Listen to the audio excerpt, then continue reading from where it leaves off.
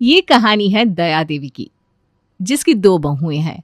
दया देवी की बड़ी बहू को सही से खाना बनाना नहीं आता था, वहीं दूसरी और छोटी बहू खाना बनाने में एक्सपर्ट थी और उसके हाथ के बने हुए आलू प्याज के पराठे तो आहा क्या कहना। तो चलिए देखते हैं आज की ये मजेदार कहानी। अरे दया, क्या हुआ? बहू से पूछो आलू प्याज के पराठे बने कि नहीं। अरे बना रही है, बस थोड़ी देर में बनने वाला है, और वैसे भी कौन सा अच्छा बनाती है। कहीं भाभी उस दिन जैसा आलू प्याज का पराठा ना बना दे। उस दिन तो बहुत ही बेकार बना था माँ। आप लोग भी ना हमेशा मेरी पत्नी की कमियां निकालते रहते हैं। बेचारी इतनी कोशिश कर रही है ना। अरे हो सकता है कि इस बार आलू प्याज के पराठे अच्छे बने। हाँ हाँ बेटा, ठीक है ठीक है। लो आ गए आलू प्याज के पराठे। लीजिए पापा जी, मम्मी जी, देवर जी आप ही खाइए ना। शालिनी सभी के लिए आलू प्याज के पराठे परोस देती है। सभी लोग पराठे का एक निवाला अपने मुंह में डालते और निवाला डालते ही सभी के होश उड़ जाते हैं। अरे भाभी, आपने ये आलू प्याज का पराठा बनाया है कि क्या बनाया है? कितनी तेज मिर्ची है इसमें। उफ, ऊपर से मसाले भी कुछ ज्यादा ही लग रहे हैं। देवर जी आपको कुकिंग आती है क्या, जो आप इतनी कमियां निकाल रहे हैं? मुझे तो बिल्कुल ठीक लग रहा है। अरे नहीं नहीं, राजवीर बिल्कुल ठीक कह रहा है। मसाले सही से नहीं पड़े इसमें, और कितना तीखा बनाया है तुमने। तुम्हें पता है डॉक्टर ने मुझे तीखा खाने के लिए मना किया है। हाँ माँ जी, डॉक्टर ने आपको तीखा खाने के लिए मना किया है, लेकिन परसों ही तो आपने वो तीखे तीखे गोलगप्पे खाए थे, याद है या भूल गई आप? अरे वो तो बस महीने में एक बार खा लिया। भाभी, चाहे हम लोग आपके आलू प्याज के पराठे खाए या ना खाए, लेकिन भैया तो जरूर खाएंगे। क्यों भैया? अब हाँ हाँ, क्यों नहीं खाऊंगा मैं। मेरी पत्नी ने इतनी मेहनत से जो बनाया है। बेचारा शालिनी का पति जबरदस्ती वो तीखे तीखे आलू प्याज के पराठे खा लेता है। वहीं थोड़ी देर में उसके पेट में से आवाज आने लगती है। सभी लोग हंसने लगते हैं। मैं भी आता हूँ। अरे बहू, तुम्हारे पराठों की वजह से देखो तुम्हारे पति की क्या हालत हो गई। बेचारी शालिनी जब भी कुछ नया ट्राई करने की कोशिश करती तो उससे कुछ न कुछ गड़बड़ हो ही जाती। कुछ दिन बाद, अरे देवर जी, वीडियो कॉल पर कौन है? वो भाभी कुछ नहीं, मतलब मेरे कॉलेज का फ्रेंड है कोई। अरे फ्रेंड तो मेरे भी बहुत है, लेकिन मैं तो उनसे ऐसे छुप के बात नहीं करती, सबके सामने बात करती हूँ। वो भाभी कुछ पर्सनल बात थी इसलिए। मुझे सब पता है आपकी और मिस पूनम के बारे में। अब मुझसे छुपाने की कोई जरूरत नहीं है। अच्छा भाभी, आपको कैसे पता चला? आप रात के 12-1 बजे तक चुपके से छत में जाकर देर देर तक बात करते हैं, और जब कोई आपके पास आने वाला होता है तो आप फ़ोन ऑफ करके कोने में रख देते हैं। यहाँ तक कि आजकल कहीं बाहर निकलते हैं तो एकदम हीरो बन के निकलते हैं। तो इसका मतलब क्या होगा देवर जी? और वैसे भी हम आपकी भाभी हैं, हमारे लिए तो ये खेल पुराना हो चुका है। हाँ भाभी, मैं पूनम से बहुत प्यार करता हूँ और उसी से शादी करना चाहता हूँ। अरे तो कर लीजिए ना, अब तो आपकी जॉब भी लग गई है, सेटल हो चुके हैं आप। हाँ भाभी, मैं जल्दी ही मम्मी पापा से बात कर लूँगा। अरे तो जल्दी से बात कर लीजिए, क्योंकि मैंने कल ही मम्मी जी और ससुर जी को आपके रिश्ते के बारे में बात करते हुए सुना था। कहीं ऐसा ना हो कि वो लोग कहीं और आपके लिए रिश्ता देख ले। अरे भाभी, तो ये बात आपको पहले बतानी चाहिए थी ना। ऐसा करता हूँ, शाम को ही मम्मी पापा से बात करता हूँ। ठीक है। अच्छा भाभी, खाने में क्या बनाया आपने? कहीं फिर से आलू प्याज के पराठे तो नहीं बना दिए? अरे नहीं देवर जी, अब मैं क्या रोज रोज आलू प्याज के पराठे ही बनाती रहूंगी? आप भी ना। मैं तो बस मजाक कर रहा था भाभी। इसके बाद शालिनी अपने देवर को खाना परोसती है। थोड़ी देर में शाम हो जाती है और राजवीर अपने माता पिता से पूनम की बात करता है। बड़े भाई ने तो लव मैरिज करी ही करी, अब छोटे को भी लव मैरिज करनी है। मुझे पता था ये अपने बड़े भाई के नक्शे कदम पर ही चलेगा। मम्मी, आखिर लव मैरिज में क्या बुराई है? मेरा मानना है कि मैरिज चाहे लव हो या चाहे अरेंज हो, ये तभी ज़्यादा चलती है जब दोनों में अंडरस्टैंडिंग होती है। अरे अब तू ना मुझे ज़्यादा भाषण मत दे। मुझे पता है कि लव मैरिज करके क्या हाल होता है। तेरी भाभी को ही देख ले, अभी तक आलू प्याज के पराठे बनाना नहीं सीखी। वो बड़ी मुश्किल से दाल चावल और सब्जी बनाना सीखी है, वो भी 2-3 महीने में। अब तो भी वैसे ही बहू लाएगा जिसे ना खाना बनाना आता होगा, ना ही मेरे आलू प्याज के पराठे बनाने आते होंगे। बेटा, शादी ऐसी चीज़ है जिसे बड़ा सोच समझ के करना चाहिए। पिताजी मैं बहुत सोच समझ कर ही कर रहा हूँ। पूनम बहुत अच्छी लड़की है और उसके घर वाले भी बहुत खानदानी है। पूनम बचपन से ही घर का सारा काम संभालने लगी थी, इसीलिए उसे घर का सारा काम आता है।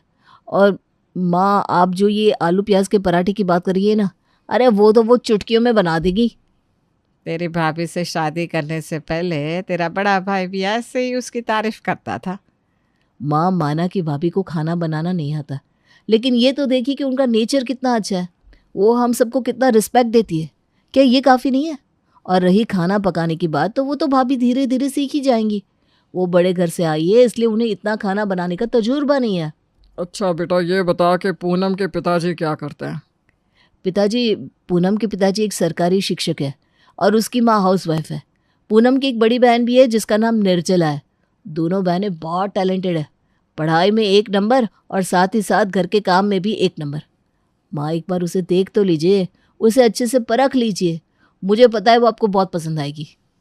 राजवीर अपने माता पिता को बहुत समझाता है और आखिरकार बहुत समझाने पर दया देवी और उसके पति पूनम से मिलने के लिए राजी हो जाते हैं। अगले ही दिन राजवीर पूनम को लेकर घर आता है, जहां उसके घर वाले पूनम से मिलते हैं।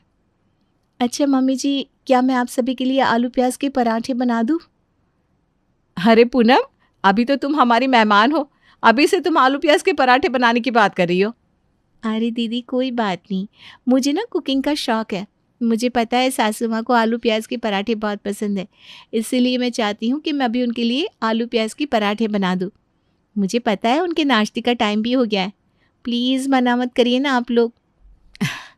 ठीक है, अगर तुम इतनी जिद कर रही हो तो बना लो, चख लेते हैं तुम्हारे हाथ का बना हुआ आलू प्याज का पराठा भी।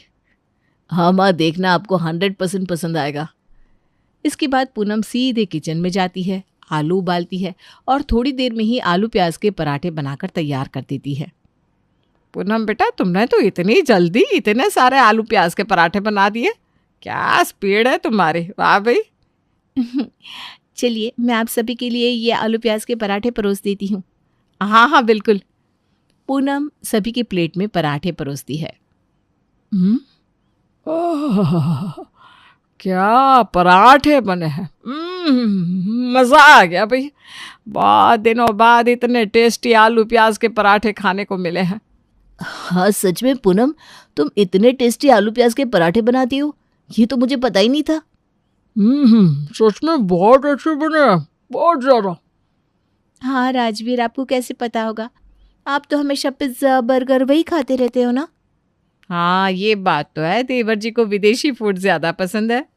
अरे भाभी, आपको पता है पूनम को तो विदेशी डिशेस बनाने भी आती हैं, वो भी एक से एक।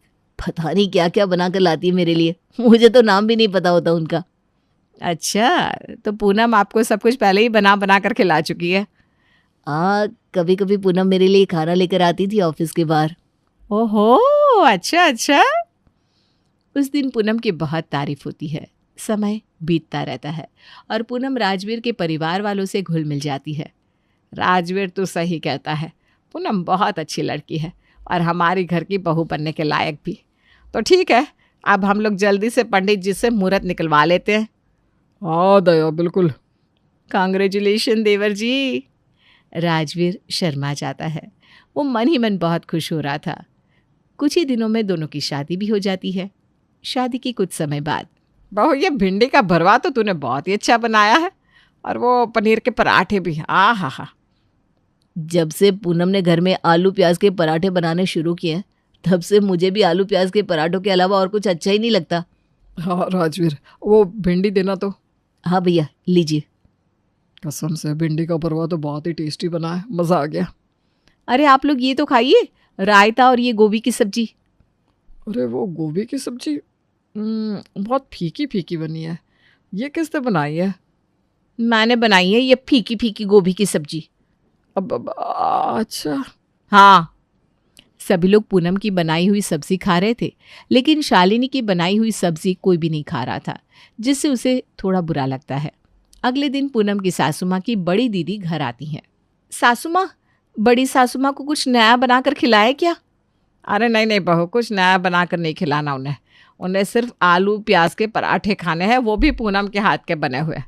और हाँ, आज ना तुझे कुछ बनाने की ज़रूरत नहीं है, क्योंकि मेरी दीदी की एक छोटी सी बेकार आदत है, वो खाने में ना बहुत नुक्स निकालती है, इसलिए मैं चाहती हूँ कि आज खाना बिल्कुल परफेक्ट बने, और ये काम मेरी छोटी बहू पूनम ही कर सकती है। क्या पूनम, है ना? जी माँ जी, मैं पूरी कोशिश करूँगी कि आज पराठे और भी अच्छे बने। अच्छा ठीक है, अब तुम लोग काम में लग जाओ, मैं जाती हूँ दीदी के पास। दया अपनी बड़ी दीदी के पास जाती है।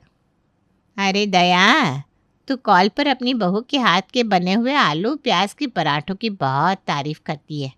चल हम भी देख लेते हैं ज़रा खा के कि कैसा बनाती है तेरी बहू आलू प्याज के पराठे। देखते हैं कि तेरी बात सच भी है या सिर्फ हवाई बातें हैं। अरे हाँ हाँ दीदी, खा के देखिएगा आप। मैं 105% शर्त लगा कर कह रही हूँ, आपको ज़रूर पसंद आएगा। अच्छा चल देख ही लेंगे आज तो। कुछ देर बाद लो भाई, पूनम बहू पराठे ले आई। सरस्वती देवी पूनम के हाथ के बनाए हुए आलू प्याज के पराठे को जब चखती है, क्या बात है, वाह वाह वाह, कसम से गजब के आलू प्याज के पराठे बनाए तुमने बहू। बहुत ही स्वादिष्ट और लाजवाब पराठे बने हैं। अब मुझे समझ में आया दया कि तू अपने बहू के हाथ के बने इन पराठों की इतनी तारीफ क्यों करती है। तारीफ तो बनती है भाई। खाओ दीदी, बहुत सारे पराठे बने हैं किचन में, सब यही बनाती है, वो भी जल्दी जल्दी, जल्दी भी और अच्छे भी। सरस्वती देवी चटकारे ले लेकर पूनम के हाथ के बने हुए आलू प्याज के पराठे खाती है। वाकई में पूनम की आलू प्याज के पराठों ने तो सरस्वती देवी का दिन ही बना दिया था। अब पूनम की सासू माँ पूनम के हाथ के बने हुए आलू प्याज के पराठों की तारीफ हर जगह करने लगती है, जिससे पूनम के पराठे हर जगह फेमस हो जाते हैं। अरे पिंकी आंटी, आप? हाँ बेटा, घर में पूनम है क्या? हाँ है ना आंटी, अंदर आइए। पिंकी वर्मा अपनी बड़ी बेटी रंजना के साथ अंदर आई। अरे पूनम बेटा, 7 दिन पहले तुमने जो हमारे घर में आलू प्याज के पराठे भेजे थे ना भाई, वो तो बड़े गजब के बने थे। जब से मैंने तुम्हारे वो पराठे खाए हैं ना, तब से मेरे दिमाग से वो टेस्टी आलू प्याज के पराठे निकल ही नहीं रहे। बुरा मत मानना। हाँ बेटा। अरे नहीं आंटी, मैं बुरा क्यों मानूंगी, बल्कि आप तो मेरे आलू प्याज के पराठे की तारीफ कर रही है, ये तो अच्छी बात है मेरे लिए। अरे बेटा, तुमने उस दिन आलू प्याज के पराठे मुझे खिलाकर उसकी लत लगवा दी है, सच कहूँ। और अब मुझसे ना वैसे पराठे बन ही नहीं रहे, तो मैं सोच रही थी थोड़ा तुम्हारे पास आ जाऊँ और सेम वैसे ही टेस्टी टेस्टी पराठे बनाना सीख लूँ। इसी बहाने तुम्हारे हाथ के 2-4 आलू प्याज के पराठे भी खा लूँगी। क्यों? क्यों नहीं आंटी जी, मैं भी थोड़ा बोर हो रही थी, इसी बहाने आपकी मजाकिया बातें सुनकर थोड़ा टाइम पास भी हो जाएगा। चलिए मैं आपको बताती हूँ आलू प्याज के पराठे कैसे बनाते हैं। पूनम पिंकी और उसकी बेटी को किचन में ले जाती है और उन्हें पराठे बनाना सिखाने लगती है। ये लीजिए आंटी जी, आलू प्याज के पराठे, खाकर बताइए कैसे बने। वाह पूनम वाह, सेम वही स्वाद आ रहा है जैसे तुमने मुझे पिछली बार खिलाया था, बिल्कुल वैसा ही। गजब का बना है भाई, मेरी बेटी को भी बहुत पसंद आ रहा है, देखो कैसे खा रही है। सच बोलूं पूनम, तो आलू प्याज के पराठे सीखने का तो बस बहाना था। मैं तो बस चाह रही थी कि तुम्हारे हाथ के आलू प्याज के पराठे खाने को मिल जाए फिर से एक बार। मजा आ गया भाई। कोई बात नहीं आंटी जी, अब बहुत फनी है सच में। ये दिन तो बीत जाता है और कुछ दिन बाद पिंकी फिर से अपनी बड़ी बेटी के साथ पूनम से मिलने चली आती है, ताकि फिर से उसे उसके हाथ के बने हुए आलू प्याज के पराठे खाने को मिल जाए। वहीं पूनम भी ना बड़ी सीधी थी, वो सब के लिए पराठे खुशी खुशी बना दिया करती थी। कुछ दिनों बाद, बहू तुम ये आसपास के लोगों को बार बार आलू प्याज के पराठे खिलाना बंद कर दो, इन लोगों को तुम्हारे पराठों की लत लग गई है। हाँ देवरानी जी, आप इतना काम करती रहती है, ऊपर से जब कोई आ जाता है तब आपको डबल काम करना पड़ता है, इसलिए अब ना आप लोगों को साफ साफ मना कर दीजिए। जेठानी जी, मना करने का मन तो करता है, लेकिन करूँ तो करूँ कैसे, वो लोग मेरे बारे में क्या सोचेंगे। कुछ ऐसा करना पड़ेगा जिससे आस पड़ोस के लोग हमारे घर में यूँ बार बार आलू प्याज के पराठे खाने ना आ जाए। जी माँ जी। ये लोग बात कर ही रहे थे कि फिर से टिंग टोंग डोरबेल बजती है। अरे रिंकी की सासू माँ होगी, कल उसने मुझे फ़ोन किया था, बोल रही थी उससे भी मेरी बहू के हाथ के आलू प्याज के पराठे खाने हैं। खोल दे दरवाज़ा बहू। शालिनी दरवाज़ा खोलती है। आओ आओ, बैठो बैठो। अरे यहाँ वहाँ क्या देख रही हो, मेरी छोटी बहू पूनम को ढूंढ रही हो ना? चिंता मत करो, वो घर में ही है, बस अभी किचन में गई है आलू प्याज के पराठे बनाने के लिए। अच्छा अच्छा। तो अब पूनम के टेस्टी टेस्टी आलू प्याज के पराठे के कारण दया देवी के घर में अचानक से मेहमानों का आना जाना बहुत ज्यादा बढ़ गया था। यहाँ तक कि अब तो लोग बिना बताए ही और किसी भी टाइम उनके घर आ जाया करते थे, जिससे सभी लोग बेहद परेशान हो गए थे।